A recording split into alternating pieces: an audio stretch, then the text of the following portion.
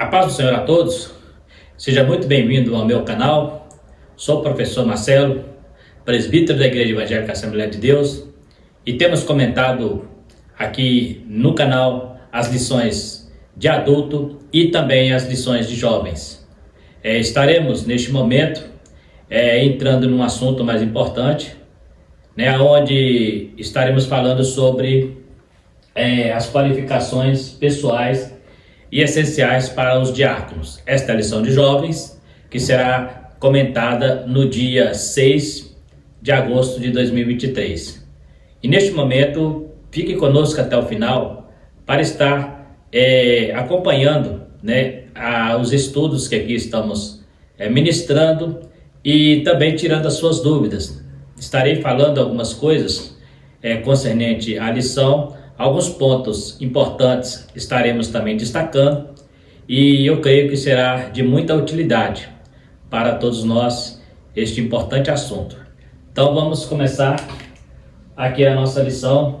O texto principal diz: da mesma sorte os diáconos sejam honestos, não de língua dobre, não dada muito vinho, não cobiçosos de torpe ganância. 1 Timóteo capítulo 3, versículo 8. O resumo da lição é: servir a Deus é um privilégio e uma responsabilidade. Então esse é o tema, estaremos trabalhando dentro deste viés, deste assunto tão importante. E quero convidar a você que está chegando agora no canal para estar se inscrevendo, Se inscreva ali para estar nos ajudando. Também dê ali o seu like, compartilhe o vídeo e ative o sininho para receber as notificações das aulas seguintes. É importante porque as lições elas são sequenciais, então uma vai dando introdução para a outra. Então é importante que você tenha a oportunidade de estar sempre ali recebendo as notificações para não perder nenhuma aula. Então vamos falar sobre o diaconato. Nesta lição, na lição anterior, estudamos as instruções dadas a Timóteo para a ordenação dos bispos, os anciões ou presbíteros, que eram pastores locais, responsáveis pela direção da igreja e pelo ensino do rebanho. Nesta lição, estudaremos a respeito do segundo ofício presente nas igrejas do primeiro século, o diaconato, um cargo importantíssimo e de muita utilidade na igreja, que é o trabalho diaconato. Veremos a diferença entre o ministério presbítero, ou pastor, ou ancião, como a lição está dizendo, e o ofício do diaconato. Vamos ver qual é a sua colocação dentro da liturgia do culto e da obra do Senhor, Veremos que a principal distinção entre o presbítero e o diácono é que o primeiro é dado a tarefa para ensinar a igreja, enquanto ao segundo é dada a missão de cuidar de questões temporais, como assistência aos necessitados, nos moldes da experiência vivida pela igreja de Jerusalém. Consideraremos, contudo, como esse ministério auxiliar apresenta variações ao longo do tempo, de acordo com a realidade da igreja local. Ou seja, variações que o comentarista está dizendo é porque o diácono ele vai exercer uma função de acordo com a necessidade da igreja local. Então, tem local que a igreja vai exigir um pouco mais do diácono, vai exigir talvez tarefas um pouco diferentes daquelas primeiras, E então existe uma variedade, mas no final sempre será serviço, Então a gente vai ver que enquanto os presbíteros tinham a obrigação, o dever de cuidar da parte espiritual, os apóstolos deixou isso muito claro quando fala na separação dos diáconos, que não era mista que eles largassem a palavra de Deus, e ficassem servindo às mesas.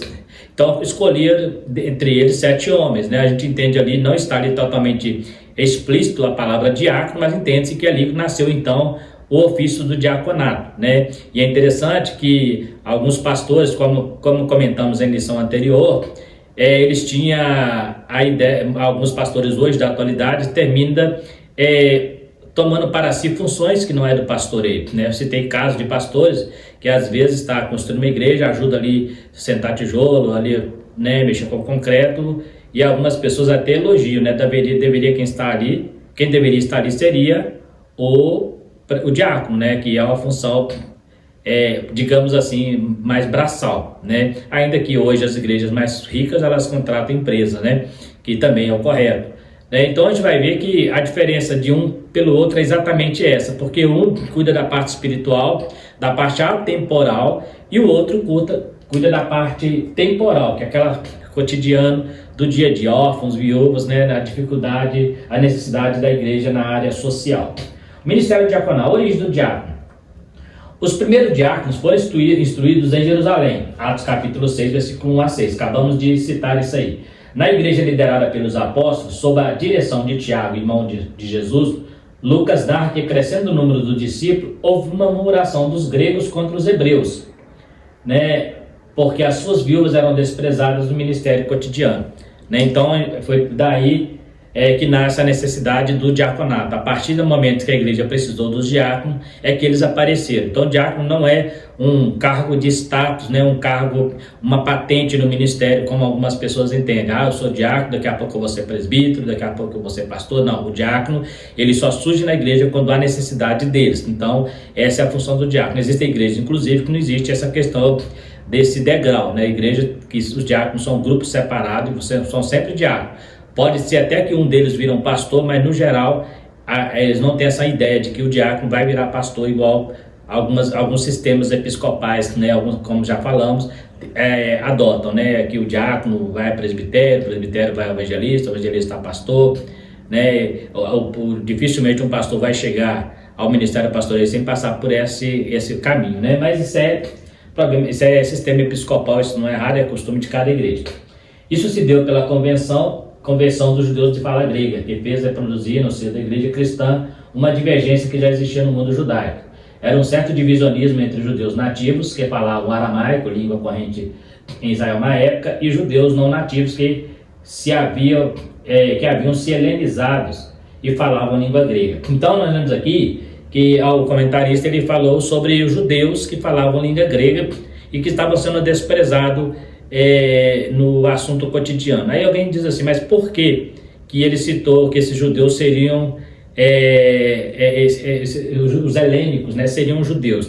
É porque o fato acontece em Jerusalém. Então entende-se que em Jerusalém a maior parte do grupo que estava ali eram judeus, e naquela época a língua que imperava era a língua grega, né? Os helenistas eram os judeus de fala grega. Pode ser que existia um ou outro ali que não era judeu, talvez até um prosélito do judaísmo, ou talvez um mesmo, né, um grego, porque na igreja cristã não tinha essa divisão, né, estavam ali e eles estavam sendo menosprezados, né, eles entendiam que estavam sendo menosprezados em questão de os cuidar, ou seja, primeiro cuidava dos hebreus, de fala grega, hebraico, né, o aramaico, e depois dos que falavam grego. Então, aí, a partir dessa dificuldade, então nasce a necessidade de se instituir homens que tivessem responsabilidade nesse serviço, para que não impedisse que a pregação do evangelho parasse, ou seja, eles parassem de pregar para continuar fazendo o trabalho. Então, surgiu essa necessidade. De acordo com Lourenço Richards, escritos rabínicos indicam que a igreja de Jerusalém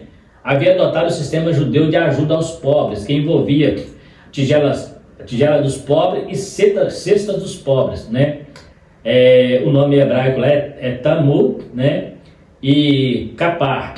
A primeira, uma distribuição diária de comida fornecida aos necessitados. A segunda, uma distribuição semanal de comida e roupas para as famílias pobres. Então, esse é um costume que foi criado já nos tempos de Jesus, até um pouco antes, né? Alguns acreditam, né, que um pouco antes já existia, né, esse sistema de eles ter duas cestas, né, uma cesta que era instantânea, que era imediato para atender o pobre ali na sua necessidade, e uma que era mais semanal. Paulo fala sobre isso quando ele está nas suas viagens missionárias, para separar para a minha oferta da semana, né, seria a cesta dos pobres, preparar a oferta da semana para que quando eu passar eu traga essas ofertas. Então observa que era um costume adotado pela igreja judaica. Você vai encontrar Paulo falando isso em uma das suas viagens missionárias, quando ele está indo para Jerusalém, fala: separe as ofertas da semana para a igreja de Corinto. Em algumas igrejas que ele passou, ele tinha o hábito de recolher essas ofertas, que seriam também cestas semanais. Alguns até acham que é dinheiro, mas muitas vezes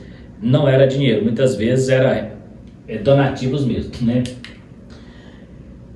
Lucas descreve que estava havendo o desprezo às viúvas gregas. O apóstolo, então, precisava agir para resolver esse problema interno. Foi nesse contexto que surgiu a necessidade de instituir 7 varões como assistentes ou auxiliares para servir às mesas, enquanto os dirigentes espirituais dos apóstolos cumpriam integralmente o ofício que lhes cabia e era essencial para a vida da igreja: preservar na oração no ministério da palavra. Eu acho muito importante essa visão dos apóstolos de entender que eles tinham um compromisso com a espiritualidade da igreja. Não adianta alimentar só o estômago, não adianta alimentar só de bens materiais, né?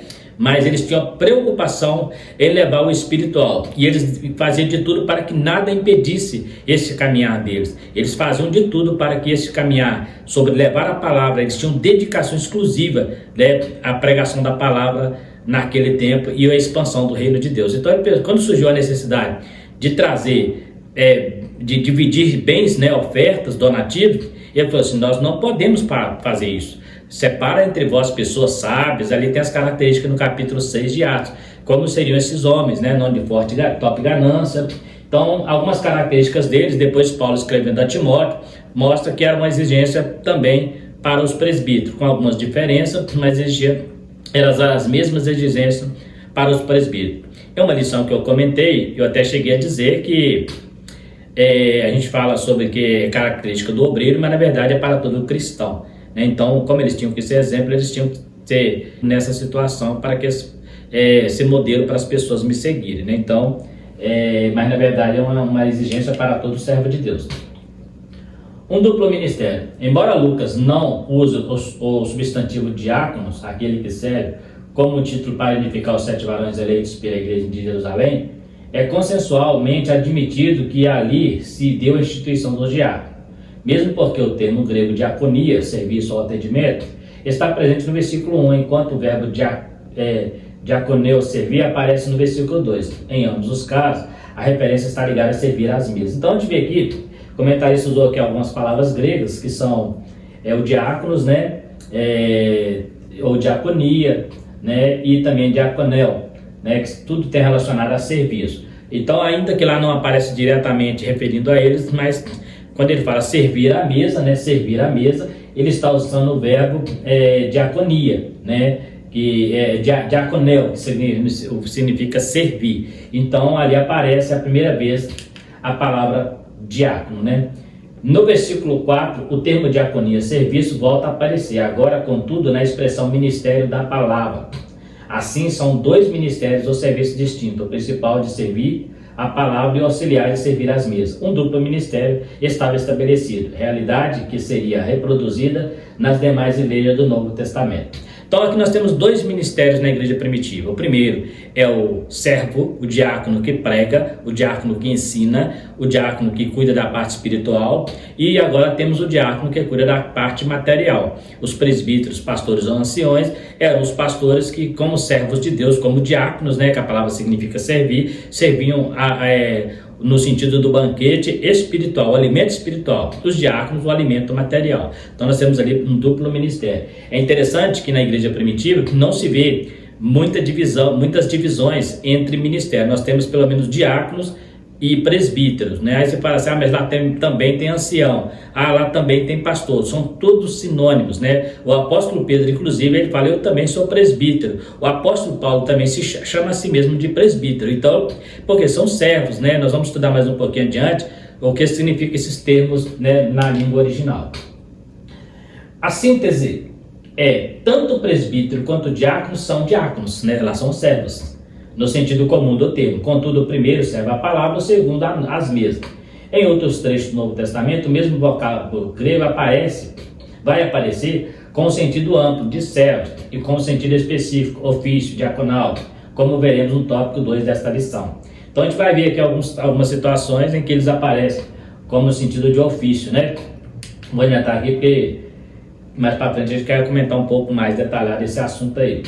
Bispos e diáconos. Como já vimos, Paulo instituiu presbíteros nas diversas igrejas que fundou em suas viagens missionárias. Éfeso foi uma delas. Lucas relata em Atos 14, 23, e havendo-lhes por comum consentimento eleitos anciões em cada igreja, orando com jejuns, e concordaram ao Senhor em que haviam crido. Então, ele sempre fazia isso quando ele passava nas igrejas, como ele era missionário itinerante, ele não podia ficar muito tempo ali, então ele instituía ali presbíteros, né? E é interessante que não é ele que instituiu os diáconos. Os diáconos com certeza surgiria de acordo com a necessidade da igreja. E esses presbíteros é que talvez, provavelmente, é que separaria depois pessoas para estar servindo as mesas ali também. Ou seja, estava a cargo dos presbíteros e não dos apóstolos. Observa que na primeira instituição dos diáconos, não foi os apóstolos que escolheram. Ele falou, escolhei dentre vós, né, homens capazes, né, de boa reputação, né, para resolver esse negócio aí. Então, era uma função até mesmo da igreja. E se tinha um pastor, com certeza, ele liderava essa ordenança, né? Então, nós temos aqui, eu peguei algumas palavras aqui, que são duas palavras que aparecem em 1 Coríntios capítulo 3, versículo 5. Inclusive, Paulo, ele fala sobre ele ser esse servo lá, nessa referência. A palavra que aparece lá é hipereretes, e diácono significa ministério e dispenseiro, né? De onde vem a palavra ministro, né? Então, são as duas palavras que aparecem, e Paulo são sinônimos, né? Diáconos e dispenseiro, ministro que serve, né? Eu trouxe mais alguma coisa aqui para a gente tentar entender um pouquinho melhor. A palavra oikonomos, né? Modomia ou dispenseiro, né? Aí nós temos aqui modomia ou dispenseiro. Dispenseiro da multiforme graça de Deus, 1 Pedro 4:10, e mordomos do latim, né, major domus, maior de uma casa, ou maior numa casa, né? E o escravo, também escravo de confiança, superintendente, gerente, administrador, não é dono, apenas administrador.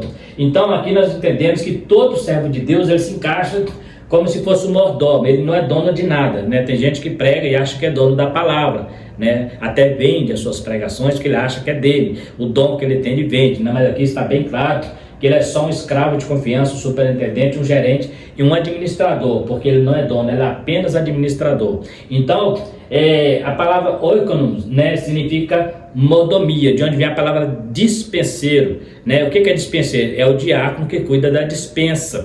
Então, olha, e também de onde vem a palavra economia. Quando a gente fala economia de uma casa, nós estamos falando da constituição daquela casa, né? Da condição financeira, social, daquela casa ali. Então, sempre que você pensar em diácono, você vai lembrar da palavra oikonomo ou majordomos, ou seja, maior de uma casa. Então, o diácono é aquele que está responsável por distribuir os donativos, mas ele não é dono de nada. Ele só distribui aquilo que pertence ao dono da obra, né? Que no caso aqui é Cristo, né? Vamos adiantar aqui que eu tenho um assunto mais interessante aqui para falar ainda na frente aqui, mais para frente. De igual sorte foram ordenados diáconos, como se vê na carta aos Filipenses, na qual Paulo saúda a todos os santos em Cristo que estão em Filipos, como os bispos e diáconos. Então nós temos aqui duplo ministério. Você não vai encontrar no Novo Testamento nenhum outro ministério. Aí você diz assim, Marcelo, mas eu vi lá que tem dons ministeriais, né? Dons ministeriais, não é ministério, né? São dons que cada um deles podem ter, né? O diácono, por exemplo, ele pode ter o dom de evangelista, como o Filipe, né? Que foi chamado de evangelista. Alguns até pregadores dizem que Filipe foi promovido de diácono para evangelista. A Bíblia não diz isso. A Bíblia diz que ele estava evangelizando, e todo cristão naquela época tinha o título de evangelista, porque era o papel da igreja evangelizar. Então não quer dizer que era um ministério, mas era um dom que Deus deu para a igreja para evangelizar. Então ele poderia ser profeta. O Filipe, inclusive, tinha filhas que eram profetisas, né? Que profetizavam na igreja, né? Então, mas os títulos que aparecem lá mesmo são dois: presbíteros da parte espiritual e diácono da parte material.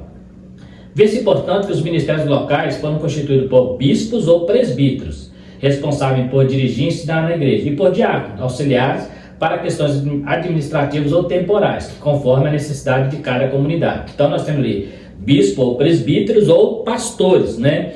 E diácono. Então são dois ofícios só, né? Aí tem igreja que inventa um monte de ofício, vai criando aquele monte de ofício. Isso não é raro, isso é sistema episcopal, é o jeito da igreja, isso não é pecado, mas biblicamente é só esses dois que aparecem aí. É igual lá no Velho Testamento, só tem três ofícios: profeta, sacerdote e rei, né? O rei da parte material, o profeta, o porta-voz de Deus, e o sacerdote, o porta-voz do povo, né? Então não existia um ministério intermediário, não. As qualificações do diácono, diferença determinante entre as qualificações do presbítero, pastores locais, dos diáconos, há uma diferença determinante: a aptidão para ensinar, que é somente exigida a bispos, né? 1 Timóteo 3:2. Então só aos presbíteros que é exigido a aptidão. Aí você fala assim, mas eu conheço um diácono que tem aptidão para ensinar, mas ainda não é função dele, ele pode até fazer isso, né? Igual nós falamos aqui, Filipe era um diácono que estava pregando em Samaria, lá no capítulo 8 de Atos, né? E o próprio Estevão também, quando estava sendo apedrejado, ele deu uma explanação, um dos maiores sermões do Novo Testamento, da igreja primitiva, é atribuído a Estevão. Então, assim, também era um grande evangelista, mas não deixou de fazer o serviço dele, que era servir às mesas. Não houve promoção. O diácono não é escadinha para o cara subir para um cargo maior. Né? Alguém diz, mas quem serviu nesse pode alcançar um cargo maior. Nem sempre ali está falando de ministério, está falando de outras coisas. Igual o presbítero de duplicada honra. Não está falando de um presbítero superior a outro, mas está falando de um presbítero que tem direito a deixar de trabalhar como os apóstolos, né? Ou seja, ele vai ter a honra de Deus e também a honra da igreja, né? Então existem muitas interpretações relacionadas a isso, mas como não é o nosso caso aqui, vamos mais um pouquinho aqui. Isso reforça que já foi dito, o pastor é o responsável por dirigir e ensinar a igreja, contando com o auxílio direto do diácono, a quem é dada a tarefa de atuar na esfera administrativa, como nos assuntos do templo, na arrecadação das finanças, donativos e na assistência aos necessitados. Então, na verdade, o diácono é aquela pessoa que alivia o pastor de responsabilidades materiais. Quando o pastor está pregando, está ensinando, sempre surge problemas de ordem financeira, problemas de ordem social. Então, é nessa hora que o diácono aparece para ajudar, para resolver. Existem igrejas que pastores, eles terminam tomando para si essa responsabilidade, em alguns casos até interferindo, né? O correto seria ele colocar um diácono de confiança, né, para liderar os demais diáconos e deixar por conta deles. E outra coisa, eles não pediam conta de nada, então é por isso que tinham que ser homens íntegros. Por exemplo, se entrasse ali 10 mil reais para a igreja, era jogado na mão daquele diácono e ele distribuía de acordo com o que era necessário. O apóstolo não estava preocupado para onde ia aquele dinheiro, porque sabia que eram homens de confiança, né? Mas hoje, mesmo colocando homens de confiança, ainda existem pastores que querem manipular, principalmente nessa parte aí, porque ele está mais preocupado com o que está sendo arrecadado do que com o que está sendo distribuído, né? Isso é um perigo, né? Da mesma sorte, ao começar a sessão relativa aos diáconos, com a expressão da mesma sorte, Paulo já indica que o padrão que se espera deles é semelhante ao dos presbíteros. A honestidade refere-se ao estrito cumprimento de sua responsabilidade e deveres em todos os âmbitos. Não deve ser admitido ao diácono quem tenha negócio mal resolvido. O diácono precisa ser um homem de palavra, não de língua dobre, ou seja, alguém em quem se pode confiar no que diz. Então, é lógico, né? Isso é muito claro. Se a pessoa vai mexer com coisas, com dinheiro, né? Principalmente hoje na nossa época, ele tem que ser uma pessoa com a vida bem resolvida, tem que ser uma pessoa honesta, uma pessoa de caráter, porque ele pode ter a tendência, né? O diabo pode colocar no coração dele, tomar para si uma parte, como aconteceu lá no Velho Testamento com Acã, que pegou a capa babilônica, né? O próprio Ananias e Safira depois recolheu para si uma parte, ainda que era dele, mas ele, né, ele tinha houve aquela situação em que ele tentou enganar o Espírito Santo. Temos o caso de Judas, que colhia as ofertas no tempo de Jesus, mas tomava para si, era uma pessoa gananciosa. Então são pessoas que não passariam nunca no crivo para o diaconato, porque são pessoas que ainda têm um caráter para ser trabalhado, tem a vida mal resolvida, né? Tanto no caráter, até mesmo vida financeira. Às vezes o diácono vai cuidar de bens materiais e está endividado, cheio de dívida, deve aquele dinheiro ali, o diabo pode colocar no coração dele, desviar alguma coisa para ele, né? Então, para si próprio. Então, é muito perigoso colocar pessoas. E outra coisa, tem que ser pessoas de palavra, homens que, quando ele fala, você não precisa de perguntar a um terceiro se aquilo é verdade. A pessoa, não, se ele falou, é um homem de caráter, né? Então, mas isso é exigido, a gente fala aqui que é para ministério, mas na verdade isso aqui encaixa para todo cristão. Todo servo de Deus precisa ser pessoas honestas, pessoas bem resolvidas, pessoas de palavra, não de língua dobre. Então isso é caráter cristão, né? A expressão não dada muito bem. Aqui eu vou trazer um comentário aqui, talvez algumas pessoas não vão concordar, né? Mas eu não vou fazer apologia à bebida alcoólica, muito pelo contrário, né? Mas vou trazer uma explicação, porque também não podemos forçar o texto. A gente precisa ter cuidado para não forçar o texto, para adequar ele à minha ideia, ao meu pensamento, né? Então eu preciso ir para o texto, entender o que o texto está dizendo, né? Porque às vezes eu quero encaixar uma doutrina minha no texto. na verdade não dá certo. Eu preciso que o texto se encaixe na minha doutrina. Então, quando eu tenho uma doutrina, ela precisa ser encaixada, o texto precisa condizer com aquela doutrina. Então, eu não posso fazer uma doutrina e tentar achar um texto para concordar com a minha doutrina. Na verdade, a minha doutrina tem que concordar com o texto, né? Então, é isso que eu vou fazer aqui. A expressão não dá muito vinho costuma suscitar muita discussão. O emprego do advérbio intensidade, muito, né, é invocado por alguns intérpretes como uma concordância de Paulo com o uso moderado de bebida alcoólica. Isso, contudo, destoa com o conselho do próprio apóstolo quanto à abstinência de vinho. Primeiro, aqui existe um equívoco, porque quando ele fala que Paulo está... Alguns acreditam que Paulo está falando sobre o uso moderado da bebida. Ele fala que esse uso moderado entra em contradição com essas referências. Na verdade, não entra. Por quê? Essas referências não falam de uso moderado. Essas referências aqui, ela fala de embriaguez, que é o uso excessivo, né? Ali é o uso moderado, aqui é o uso excessivo. Tanto um quanto o outro chama de bêbados, né? Quem que é bêbado? É pessoas que bebem muito a ponto de ficar embriagado. Então se eu estivesse falando de bebida alcoólica, aqui ó, alguns intérpretes como a concordância de Paulo com o uso moderado da bebida alcoólica, se Paulo estivesse apoiando o uso moderado. Na verdade, Paulo não estava entrando em questão de beber bebida, ele estava falando sobre excesso de bebida. Ele não está falando assim sobre você tem que beber pouco, você tem que beber muito. Ele só falou assim para tomar cuidado, para não se embriagar. Tem Efésios 5,18 e 1 Coríntios 6,10 também fala sobre bêbados, então não tem a ver com o uso moderado. Se eu tivesse que falar que Paulo estava proibindo beber, esses versículos teriam que falar assim, não beba vinho em hipótese alguma, mas enchei-vos do Espírito Santo. Ele fala assim, não embriagueis, né? E aqui fala de bêbados, ele não falava de bêbado, falava de bebedores. Tem um outro probleminha aqui, então essa primeira interpretação aqui não há coerência, né? Pega os dois versículos falam de bêbados. Bêbados são pessoas que bebem sem moderação, né? Então, não tem a ver com coisa com a outra não. Beleza, vamos lá um pouquinho aqui. Por isso, considera-se que ele estava referindo a um vinho não fermentado, não embriagante, e ainda assim recomenda a moderação em função das práticas pagãs da época, que consistiam em glutonaria. Nossa conduta prudente sempre é de abster-se de toda a aparência do mal. Vamos trazer mais um problema aqui nesse comentário do autor. Primeiro que ele fala que Paulo estava falando de um vinho não embriagante. Que tipo de vinho é esse? Se você voltar um pouquinho, se você pegar a história do vinho do tempo de Jesus, o vinho de Jesus, ele era um vinho que se tomasse muita quantidade, ele embriagava. Não existia vinho não fermentado. Por quê? Eu vou explicar mais adiante. Porque na época de Jesus não existia, como nós conhecemos, a pasteurização, que seria o suco de uva conservado, né? Então, na cultura hebraica era comum eles beber vinho o ano inteiro. Como que eles faziam isso? Né? Então eles tinham que guardar este vinho. Jesus falou assim, não coloca vinho velho em odres velhos, mas em odres novos. Então era a maneira que eles guardavam. Então este vinho guardado, automaticamente, naturalmente, ele tinha uma fermentação. Era misturado água nele para ficar um pouco mais suave. Mas de qualquer maneira, este vinho, não existe vinho não fermentado, né? Hoje existe porque nós temos o sistema de pasteurização, que foi feito por Louis Pasteur, né? Pasteur, um francês, né? Um cientista francês, inclusive o criador da vacina antirrábica, ele que criou o sistema de pasteurização. Então nós estamos aqui em 1862, no século XIX. Então até o século,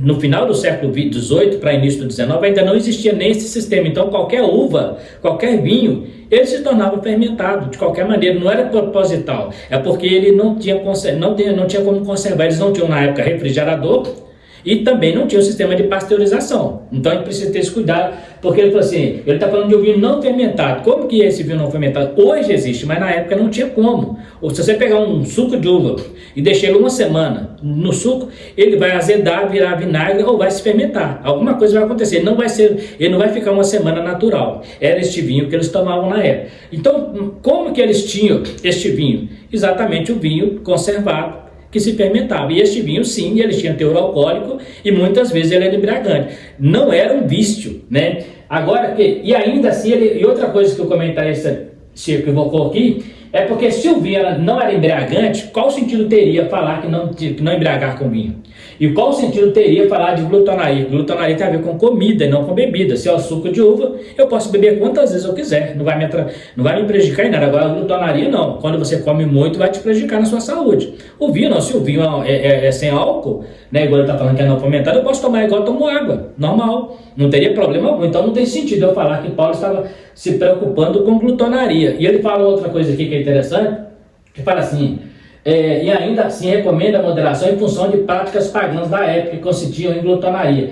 É uma outra coisa que eu sinceramente não sei aonde o comentarista tirou isso aqui, porque as práticas pagãs, nem todas elas eram regadas com vinhos, né? E outra coisa, e mesmo que fosse, a glutonaria também é uma prática que sempre foi combatida no judaísmo. Então, é meio incoerente essa ideia aqui de falar de não embriagante e falar que ele proibiu por causa de cultura pagã. Isso é a ideia do autor. A Bíblia não diz isso, o texto não dá margem para você ensinar isso aqui.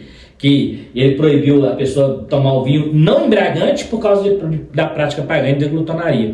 Não tem a ver, né? É a mesma coisa de falar assim, o homem glutão bebe água o tempo todo, bebe muita água. O que tem a ver comida com água? Glutonaria tem a ver com excesso de alimentação, de comida, porque, né, dá má digestão, dá um monte de coisa. A água não, se é o suco, poderia tomar quanto quiser, não teria glutonaria. Aqui não encaixaria glutonaria nesse tipo de líquido. Agora, se eu estivesse falando de embriaguez, aí encaixaria, né? Encaixaria sim. Aí, então a gente vai ver um pouco mais. Eu trouxe aqui algumas referências, como que isso seria, porque eu não estou fazendo apologia de bebida alcoólica, mas também eu tenho que dizer, a Bíblia não diz em momento algum que você não pode beber vinho, a Bíblia diz que você não pode embriagar. Aí você fala assim, Marcelo, mas se eu pregar isso, as pessoas vão beber. É consciência de cada um, entendeu? É a mesma coisa eu falar assim, então se a Bíblia não fala que não pode prostituir, a pessoa ia prostituir? Não tem nada a ver. Então, eu trouxe aqui alguns versículos da Bíblia para você entender como é que funciona. Não beber vinho quando entrares na tenda, proibição aos levitas. Quando entrares na tenda, não beba vinho. Então não é a vida toda. Então, eu quero mostrar para vocês que este vinho era comum na cultura hebraica e a igreja primitiva nasceu nessa cultura. Então entre eles era comum esse tipo de bebida, como é o café hoje aqui no Brasil. Então a proibição era não entres quando for chegar à tenda da congregação. Se fosse uma coisa definida, é como eu dissesse assim, não beba bebida alcoólica enquanto estiver dirigindo. Se eu disser isso, você vai entender que eu estou falando que você não deve beber em hipótese alguma. Não beba enquanto estiver dirigindo. Você pode provocar um acidente, pode ficar bêbado, né? Mas e quando não estiver dirigindo? A Bíblia, então assim, é a mesma coisa. Então, aqui a ordem para os levitas é quando entrares na tenda, não beba. E você vai encontrar várias referências falando a mesma coisa, né? Esse versículo aqui é o mais polêmico de todos eles. Por quê? Porque tem comentarista que até acho que foi acrescentado por alguns rabinos. Deuteronômio 14, 26 diz assim, darás por tudo o que desejar a tua alma, por vinho e por bebida forte, e beberás na presença do Senhor. Confere lá, Deuteronômio 14, versículo 26. Era uma espécie de sacrifício, de oferta, que a pessoa tinha que oferecer, mas se o altar estivesse muito longe, Deus escolheria um lugar, e neste lugar a pessoa pegava todo aquele dinheiro e trocava por bois, por cereais, por comida, por bebida forte e por vinho, e alegrava na presença do Senhor. Está lá em Deuteronômio 14, 26. Então, proibição do nazireu. O nazireu, mas o nazireu, como ele era separado, ele não podia tomar vinho. Detalhe importante, não só vinho, ele não podia comer uvas frescas.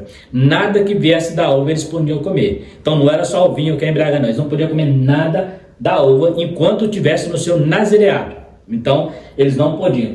Outro caso, Ana e Eli, 1 Samuel 1,15.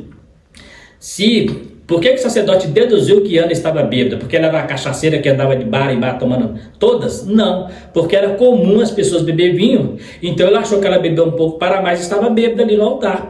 Ela estava indo para a casa do Senhor. Teria sentido eu achar que ela estava bêbada, que ela foi bêbada para a casa do Senhor? Só que, como era comum naquela época a bebida, tomar um pouco mais de vinho e ficar embriagado, ele entendeu que ela estava embriagada por causa disso. Se fosse hoje, se você vê uma pessoa chorando na igreja, falando, mexendo só os lábios, você vai deduzir que ela está bêbada, sendo que ela não tem hábito de tomar vinho, né? Que seria essa a intenção. Ele sabia que aquela mulher era mulher de Alcântara. Então, por que ele deduziu que ela estava bêbada? Porque ele sabe que era comum as pessoas beberem o vinho naquela época, que era fermentado naturalmente, não é? Hoje é muito mais forte, né? Hoje você pega uma taça de vinho, você fica tonto, para quem não tem costume. Naquela época era muito mais forte, inclusive misturava-se água para que não ficasse tão forte para aliviar, né? Então, aí que acontece? Quando você pega esse texto, alguns tentam forçar o texto dizendo, porque como não tem um versículo bíblico, eu tenho que entrar na história. Só que a história também diz a mesma coisa. A história não diz que não existe vinho não fermentado. É suco de uva, né? O suco de uva que a Bíblia fala chama mosto, né? Quando fala suco, fala mosto, é aquele primeiro. O suco que sai da uva ali chama mosto, ele dura o máximo uma semana. Depois de uma semana, se você não colocar no recipiente, ele vai azedar. Então tem que colocar no recipiente, como é o caso dos odres, ou em vaso, e até enterravam na terra para ele conservar. Mas ali ele conservava como vinho, não como suco de uva, porque ele não tinha a pasteurização como temos hoje, né? Hoje você pega um vinho que foi feito, o suco de uva que foi feito ano passado, e você faz o suco dele, o suco, né? Ele foi pasteurizado, né? Você estuda lá depois a história de Louis Pasteur, né? Que é o que criou a pasteurização no ano de 1862. Você vai ver como é que era o processo. Ele aquecia muito alto, muito forte para cima, né? De 60 a 70 graus, e depois esfriava automaticamente na mesma proporção para queimar os micro-organismos que faziam com que o vinho fermentasse. Por isso existe hoje o suco de uva sem fermento. Mas na época, até 1968, antes deste homem, não existia suco de uva sem fermento. Todo suco, se passasse de uma semana, ele fermentava. Aí vamos outro problema aqui. O Jesus é chamado de beberrão e comelão, né? Porque ele fala, veio o filho dele, João Batista, não comendo e não bebendo, diz que ele tem demônio. Agora veio o filho do homem comendo e bebendo, diz aí um comelão e beberrão e amigo de publicano. Teria sentido eu chamar Jesus de beberrão se Jesus estivesse bebendo vinho que não fosse, que fosse um suco de uva, beberrão de água, beberrão de refrigerante? Não existe. Toda vez que fala beberrão, a palavra que aparece lá é bêbado. É bêbado. Vem um homem que é comelão e vive bêbado. É isso que ele está dizendo aqui. Teria sentido ele chamar Jesus de bêbado se Jesus estivesse bebendo suco de uva, que não tivesse nenhum teor alcoólico? Então, é lógico, não estou falando que Jesus ficou bêbado. Me entenda, não estou dizendo que ele ficou bêbado, mas eles acusaram ele por isso. Se Jesus ensinou que não deve embriagar, com certeza jamais ele iria beber vinho para ficar embriagante. Mas o vinho em si, ele já tinha esse teor alcoólico. Caná da Galileia, ele pegou o vinho e transformou a água em vinho. Alguém fala, mas o dono da casa guardou o maior vinho. Precisaria de um mestre-sala para provar suco de uva? O mestre-sala era um cara especialista em sucos, em vinhos, em bebidas e comidas. Ele que provava. E ele fala assim, esse vinho aqui é melhor. Aquele mestre-sala, a Bíblia não diz que ele era um servo de Deus. Não, era só uma pessoa que era convidada na festa. E ele fala que o vinho que Jesus transformou era melhor do que o outro, né? Então, não temos ali suco de uva. Não teria sentido assim, olha, eu vou fazer um casamento e vou servir só suco de uva, aí vem Jesus e transforma um suco de uva melhor do que o suco de uva. Como que seria isso, né? Como que eu conseguiria fazer essa comparação se o mestre-sala estava acostumado em provar vinhos e não suco de uva, né? Aí nós temos um outro problema para fechar aqui, o vinho da ceia, né? Alguém diz, o vinho da ceia era um suco de uva não fermentado, né? Já falei, não existe suco não fermentado. Na época não existia, só passou a existir a partir da pasteurização.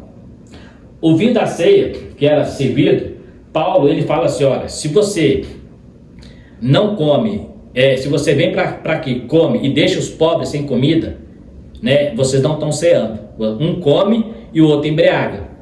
Aí eu te pergunto, teria sentido Paulo falar isso se ele estivesse falando de suco de uva?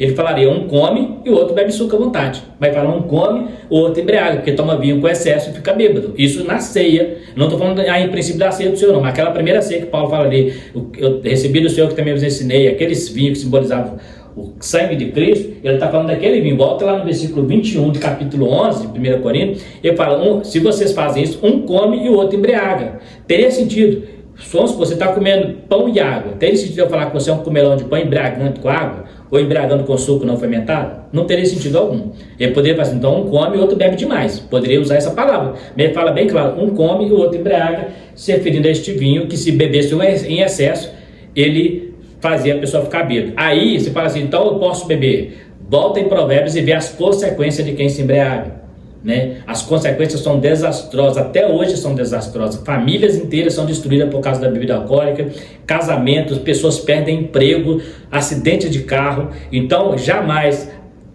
nós os cristãos vamos defender o uso exagerado de bebida alcoólica e em alguns casos até se eximir de tomar em qualquer situação. Porém, eu não tenho base bíblica para pegar um versículo e falar assim, esse versículo fala para você não chegar nem próximo. Muito pelo contrário, se eu for pegar pela cultura da época, nós temos Deuteronômio 14, 26, que a pessoa podia fazer isso inclusive na presença do Senhor, né? Então, é muito perigoso eu tentar forçar um texto só porque eu acho que tem que ser assim, né? Então, eu trabalho com teologia, eu trabalho com conhecimento teológico, a Bíblia. Então, na Bíblia são essas referências. E se você tiver alguma dúvida, pode pegar algum versículo e me mandar, né, na Bíblia, falando que é proibido aproximar. Mas, pastor Marcelo, eu encontrei um versículo lá que fala que é proibido, mas olha a quantidade de versículos mostrando que era comum. Igual o café. Tem gente que condena muito o vício, né? Porque a pessoa viciada em bebida alcoólica, viciada em cigarro, viciada naquilo, e é viciada em café. O pecado seria o mesmo, né? Porque além de café também ser prejudicial à saúde, não te faz bêbado, mas também é vício. Vício é pecado em qualquer situação. Então a gente precisa ter cuidado para, se eu creio, né? Igual os recabitas, né? Deus manda Jeremias lá, os recabitas, e oferecer para eles vinho. Eles não tomavam vinho de Recabe, mais de 200 anos, eles seguiam essa regra, não aproximavam em nada que fosse da uva, mas tinha outras coisas que eles não faziam. Eles não moravam em casa, eles não gostavam de ter bens materiais e viviam como os levitas, né? Então é importante ter só esse cuidado. Então eu só estou mostrando porque o comentarista forçou um pouco lá, falando que Paulo estava combatendo uma coisa que não tem nada a ver. Paulo falou, não embriagueis com vinho. Não teria sentido de falar para Timóteo se Timóteo não tivesse hábito de tomar. E depois ele mesmo diz, é bom que tome um pouco de vinho por causa das suas constantes enfermidades. Será que Paulo estaria dizendo, é bom que tome um pouco de suco por causa da sua constante enfermidade, suco de uva?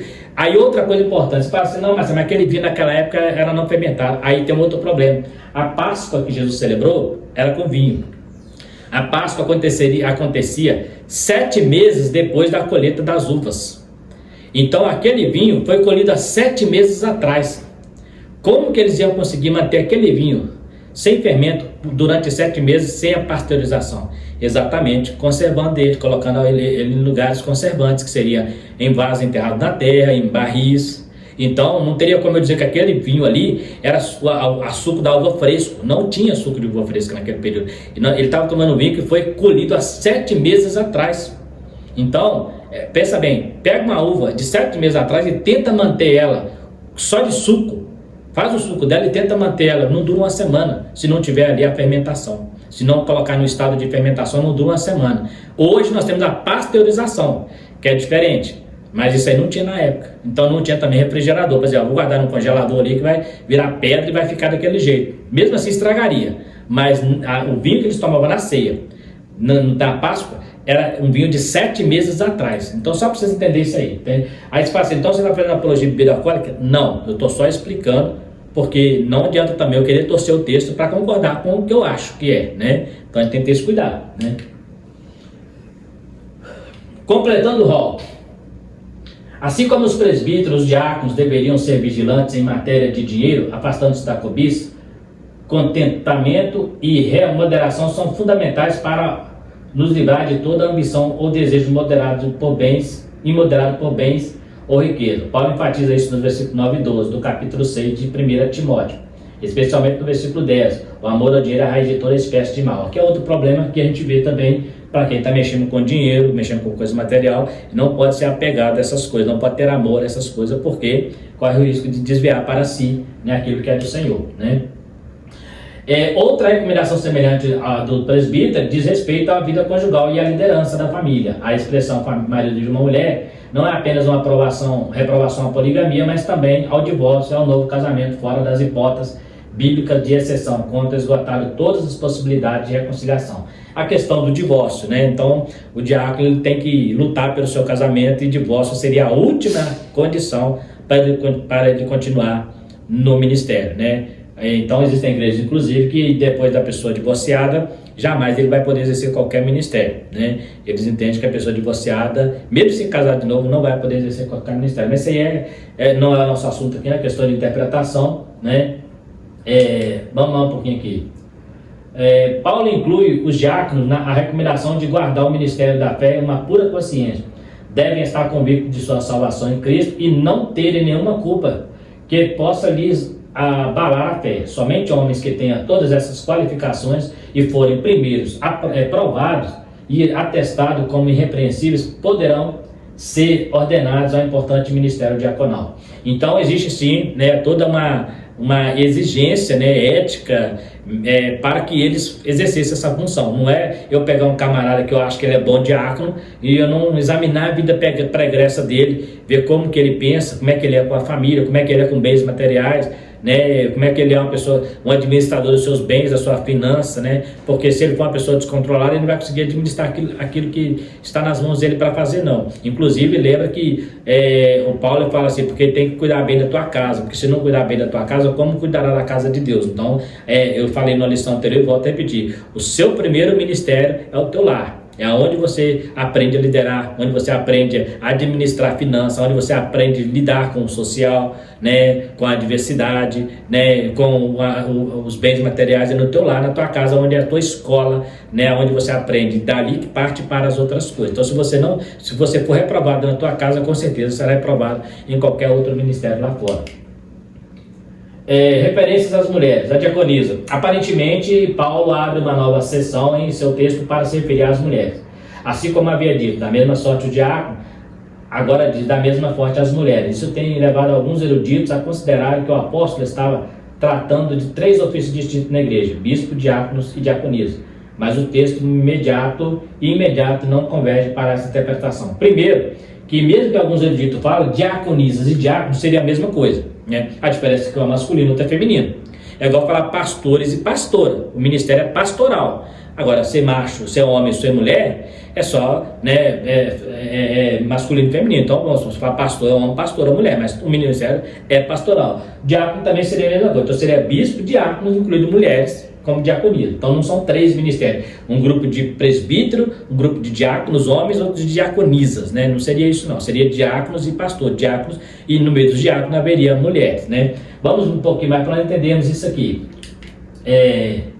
As mulheres sempre exerceram um papel de alta relevância no serviço cristão, sendo sempre bem reconhecida, principalmente pelo apóstolo Paulo, como na referência que faz a uma distinta mulher de nome Febe, que servia na igreja. É interessante que a palavra servia para Febe é a mesma palavra diácono que é usada para os demais diáconos. Então, Febe, nessa passagem, Paulo está chamando ela de uma diaconisa, né? De um diácono feminino, porque não existe a palavra diaconisa lá. Então, diácono feminino, né? Diaconisa já é no nosso português. Então, você não vai encontrar a palavra diaconisa, né? Mas ele chama Febe de diácono, né? Diácono, por quê? Ela servia na igreja onde estava em Cencreia. Alguns intérpretes acreditam que se tratava de uma diaconisa. Contudo, é sabido que a referência à diaconia é feita muitas vezes no Novo Testamento em relação à função de servir e não ao ofício de diácono, como um cargo de estrutura mais ministerial.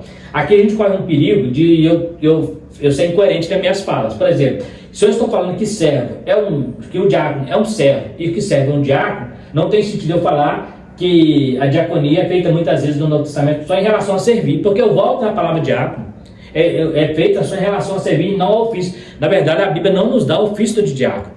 Quando você vai olhar o ofício de diácono, o primeiro ofício que aparece é quando Paulo fala aos presbíteros e diáconos, já tinha esse ofício lá, e ele chama a diaconisa, a Febe, também de diácono. Então, a palavra servir, sempre que falar servo, se eu generalizar, é evidente, né? Tem alguma situação que eu estou falando de uma maneira de servir que não está referindo a um corpo de obreiro. Mas no caso de Febe, não tem como negar que ela servia na igreja. Ela não era serva comum igual Dorcas, que fazia as aventais, as vestimentas para as viúvas, né? Não era igual a ela, né? Ela era uma serva que fazia na sua casa, ela não servia na igreja, né? Agora aqui não, aqui nós temos uma mulher que servia na igreja de Cencreia. Então é irrefutável dizer que essa mulher não era diaconisa, que ela não exercia o papel de diácono, né? Ah, mas eu não concordo. Não, você não concorda é uma coisa, mas a própria igreja católica reconhece, a teologia católica reconhece Febe como a primeira diaconisa da Bíblia, né? E isso não é estranhar, porque nós falamos sobre mulheres que podem até liderar igrejas, tem mulheres pastoras, desde que ela tem autoridade não tem autoridade sobre o seu marido. Eu tenho um vídeo falando sobre isso, sobre a instituição de pastores e pastoras. Então, a gente tem que tomar cuidado para a gente não entrar pelo lado, achar que o reino de Deus tem que ser masculino, né? Tem que ser só homem, né? Não, porque a mulher não pode servir como diácono, principalmente quando se trata das outras mulheres da igreja. É muito mais fácil uma mulher diaconisa servir uma viúva, ter que visitar uma viúva, cuidar da viúva, do que um homem, né? Então não teria problema algum. Tem gente que tem dificuldade de aceitar que a mulher pode fazer isso. Ah, não, a mulher não pode ser diácono porque a Bíblia não diz que tem que ser homem ou mulher, assim como a Bíblia não diz que não tem que ser, que o presbítero ou o pastor tem que ser homem ou mulher. A Bíblia não diz isso. A gente é que deduz pela cultura que na época era masculina, era machista, né? A cultura hebraica nós falamos que era extremamente machista. A igreja nasceu dentro dessa cultura, então mulher não, a igreja fala, você não vai encontrar nenhuma apóstola de Jesus. É evidente que não vai, mas as mulheres estavam sempre aos pés de Jesus, muitas vezes mais do que os apóstolos, porque quem é que foi no túmulo? Os apóstolos estavam todos escondidos. Então, a gente tem que tomar cuidado para a gente não generalizar e falar assim, não, isso é errado, eu não tenho base bíblica para dizer que essa mulher não era uma diaconisa. Também não posso dizer que ela era uma diácona, mas uma coisa a Bíblia é bem clara. A palavra que aparece junto ao nome dela, Febe, a diácono da igreja, porque a palavra servir é diácono nesse contexto aqui. Aí o comentário falou assim que algumas vezes não, porque só porque apareceu uma mulher, se tivesse aqui Estevão, então seria o diácono, mas porque apareceu uma mulher, aí vem falando que nem sempre quer dizer o ofício de diácono. Isso é cuidado, nós temos que tomar cuidado para a gente não ser machista, achar que o reino de Deus, que a mulher é inferior ao homem no mundo espiritual. Até porque Jesus falou que no mundo espiritual não há homem, não há mulher, né? O Paulo, melhor dizendo, né? Não há homem, não há mulher, não há grego, não há cita, não há escravo. E Jesus falou assim que nós seremos semelhantes aos anjos. Os anjos não têm sexo masculino nem feminino. Então, tem que tomar cuidado para a gente não ser meio que machista quando se trata do comportamento. Ah, mas eu não concordo, na minha igreja eu não aceito que mulher seja diaconisa. Tudo bem, o sistema episcopal é correto, não é pecado, mas eu não posso usar um aparato bíblico para dizer que a Bíblia não dá apoio para isso. Agora a minha igreja, Assembleia de Deus, nós temos 4 cargos ministeriais. Temos o diácono, temos o presbítero, temos o evangelista e temos os pastores. Nós aprendemos aqui que só tem 2 na Bíblia. Que pastor, presbítero e ancião é o mesmo, são sinônimos. E o segundo ministério é o diaconato. Então, na verdade, aqui aparecem 2 ministérios, 2 ofícios, né, vamos dizer assim. É o pastor e diácono. E no meio do diácono pode aparecer uma mulher. A minha igreja não aceita, tem igreja que tem diaconisa, né? Então, assim, eu não vejo, eu vou voltar a dizer, gente, é minha opinião, né? Eu sei que tem muitos assembleanos que assistem meus vídeos, pode não concordar comigo, mas eu não vejo base bíblica para negar que essa mulher, só porque aparece a mulher, aí eu vou fazer esse comentário aqui, não, é a mulher, mas muitas vezes, aí olha como é que eu estou sendo inconveniente. Não, ali no caso da mulher, apareceu a palavra lá, Febe a diácona, né, porque não existe diaconismo. Febe a diácona, que se vê na igreja, mas muitas vezes a palavra diaconia é feita muitas vezes no Novo Testamento em relação à função de servir e não ao ofício de diácono. É incoerente, né? Só porque a mulher que apareceu ali, se fosse um homem, então, esse aqui não teria, eu não teria essa explicação. Estou tentando negar um fato. Se a palavra servo, volta lá nas telas anteriores, a palavra que aparece lá é diácono. Febe, diácono de Sencreia. Né? Porque não existe a palavra diaconisa, diácono de Sencreia. Né? Não existe presbítera, não existe pastora. Então, é pastor. Né? No Velho Testamento, mas no Velho Testamento tinha pastora, na nossa tradução. Porque a palavra pastor no Velho Testamento, ela nem existe, para você ter ideia. A palavra que existe lá é aquele que apacenta. Então, aquele que apacenta pode ser aquilo ou aquela. Não existe a palavra pastor de ovelha, é aquele que apacenta, ou aquela que apacenta. Tanto é que as filhas de Jetro eram pastoras, né? Então, algo que não é muito comum no judaísmo. Então, só para você entender, você falar assim, Marcelo, o que você acha, na minha opinião, de uma mulher exercer a função de diácono? Eu não vejo problema algum. Para mim, eu acho que não tem nada a ver, até porque não é nada espiritual, é servir a mesa. É ficar servindo, né? O negócio dela é cuidar de coisas materiais. Então a mulher que cuida de uma igreja, que faz a faxina da igreja, ela não é diácona, não? Ela está limpando a igreja, ela não é diácona. Então tem que pegar um homem e colocar como faxineiro da igreja, porque esse é o papel do diácono, não é cuidar da igreja, né? Uma mulher que visita uma viúva e leva para ela um donativo, ela não poderia fazer isso nunca, teria que mandar um homem fazer isso. Você está vendo como é que é perigoso a gente tentar formar uma coisa? Ou seja, as mulheres hoje nas nossas igrejas, até mesmo na minha igreja, elas fazem muito mais papel de diácono do que a maioria, do que uma boa parte dos diáconos, né? Faz muito mais papel de diácono. Então, agora só não tem o título. Por quê? Porque é mulher. Aí tem que tomar cuidado. Mas, contudo, é um sistema episcopal, a minha igreja é assim, eu respeito, concordo, até porque eu congrego lá, não estou combatendo isso, né? Porque alguém pode falar, Marcelo está combatendo. Não, eu estou trabalhando com a teologia, com o que eu entendo aqui da Bíblia. Eu não posso pegar um texto da Bíblia e tentar colocar ele dentro daquilo que eu creio. Eu é que tenho que crer naquele texto, entender o que ele está dizendo de verdade. Então, vá lá no original, pega uma Bíblia grega, né? Eu tenho aqui o interlinear. Pega o interlinear grego e essa palavra aqui vai aparecer lá, diaconia, que é a palavra diácono, né? Paulo usa a palavra diácono para referir ao seu próprio ministério e a dos cooperadores. Ele chama assim também de diácono. No mesmo sentido, é feita em referência à febre. Tá vendo? O próprio Paulo, ele usa a palavra no mesmo sentido, em referência à febre. No mesmo sentido, é feita em referência à febre, razão que a estrutura do texto não é suficiente para afirmar que se tratava de uma mulher ordenada ao ministério diaconal. Isso não impede, naturalmente, de reconhecer e saber que as mulheres desempenham um extraordinário serviço como auxiliares na obra de Deus, inclusive na assistência a pessoas enfermas e necessitadas. Gente, olha o que o texto está dizendo.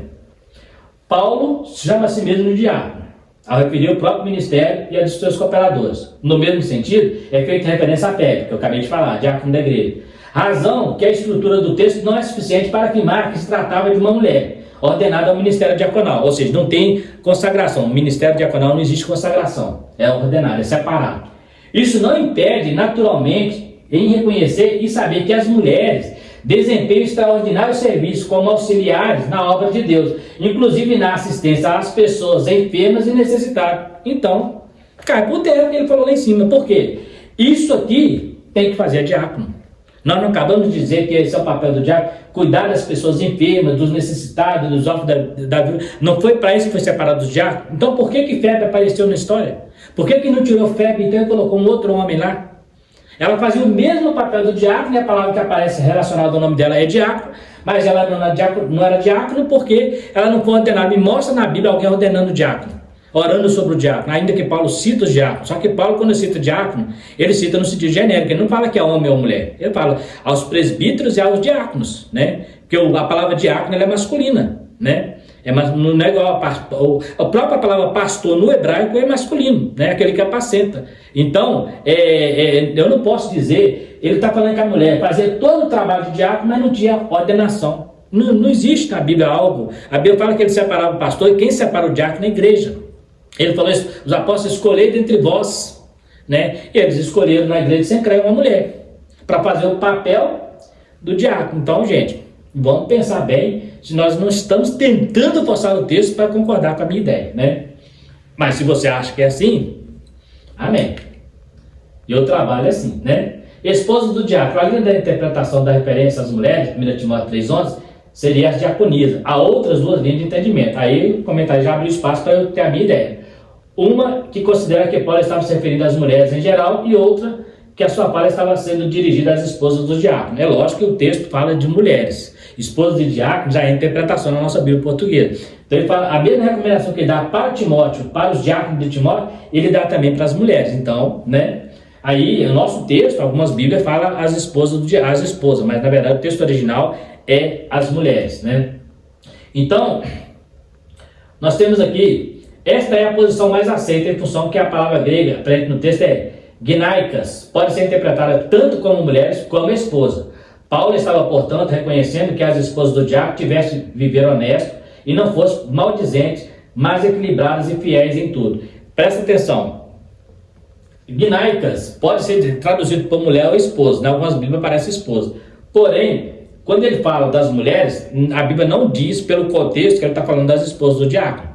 Ele está falando das mulheres em geral, porque essas esposas de diácono, tinha algumas delas também que eram esposas de presbíteros, que eram esposas de pastores, teriam que seguir o mesmo segmento, as mesmas ordenanças, que era porque era ordenança para cristão. Então, essas mulheres aqui, o original fala mulheres, né? A nossa tradução fala esposa do diácono, porque logo em seguida, a recomendação aos diáconos, ele traz a recomendação às mulheres. Mas não está dizendo que as mulheres do diácono, pode ser qualquer mulher, pode ser mulher de presbítero, mulher de pastor, mulher do ancião e mulher do diácono. Então, o texto lá fala mulheres, né? Conclusão. Paulo conclui conclui suas instruções aos diáconos, enfatizando que os que servirem bem serão dignos de respeito e honra perante a igreja, duplicada a honra, e se fortalecerão em convicção espiritual, além de recompensa no céu, porque se dispõem a servir e receber a Deus, já nesta vida, uma profunda alegria interior que não pode ser sufocada, nem mesmo diante de perseguições. Que Deus nos conceda sempre a graça de servir. Então, fala que aquele que exercer terá uma recompensa, né? grande, né? Alguns até entendem que está falando aqui de uma hierarquia, que ele vai virar presbítero, mas na verdade não tem nada a ver uma coisa com a outra. O ministério do presbitério é separado, né? Diferente do diaconato, separado do diaconato, são ministérios diferentes, não são, como diz na polícia militar, não são promoções, né? Não são, tipo assim, o cara diácono, vai ter outro macarrãozinho, depois vira sargento, não é isso, não é carreira. Né? Diácono é diácono, pastor é pastor. O diácono pode virar pastor? Pode, mas não quer dizer que todo diácono tem que ser pastor um dia, né? E talvez ele vai ser a vida todo diácono, porque é o trabalho que Deus colocou na mão dele. Isso, inclusive, é honroso para ele, né? Isso não diminui, né? O cara que é o diácono da igreja não é inferior àquele cara que é o grande evangelista, que é o grande pregador, que é o grande mestre, não. Muito pelo contrário, todos eles são necessários para o bom andamento da obra de Deus, são engrenagens. Então a igreja não funciona sem um diaconato, a igreja não funciona sem um porteiro, a igreja não funciona sem o faxineiro, a igreja não funciona sem um secretário, não funciona, a igreja precisa dessas pessoas. Então essas pessoas devem se orgulhar e se alegrar de fazer esse trabalho e fazer com muita alegria. Se um dia ela mudar de cargo, né, sempre vai continuar sendo diácono, porque esse serviço é a essência da igreja. Então está aí mais uma lição. Eu creio que eu falei alguns assuntos aqui polêmicos. Se você tiver alguma dificuldade em relação ao assunto e quiser discutir, pode estar falando conosco nos comentários, ou também, né, no privado, né, a gente pode estar discutindo mais a fundo, porque eu mexi em dois assuntos aqui polêmicos, que são o assunto da bebida alcoólica, né? Não fiz apologia, deixei bem claro isso, mas mostrei que o texto não está dizendo que tentaram dizer que está. E também falei também sobre a questão da diaconisa, né, da FEB, que o nome está relacionado a diácono de Sencreia. Contudo, existem outras interpretações, essa é a que eu entendo, né, que eu consegui entender pelos textos, depois de bastante pesquisa, eu consegui entender isso.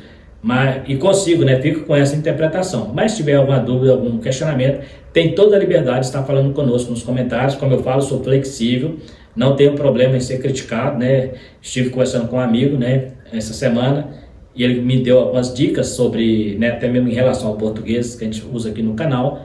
Agradecer ele muito, quero agradecer ele de novo, se ele assistiu o vídeo aí, nosso amigo Glício, um amigão, né, um camarada muito inteligente e tem nos ajudado muito.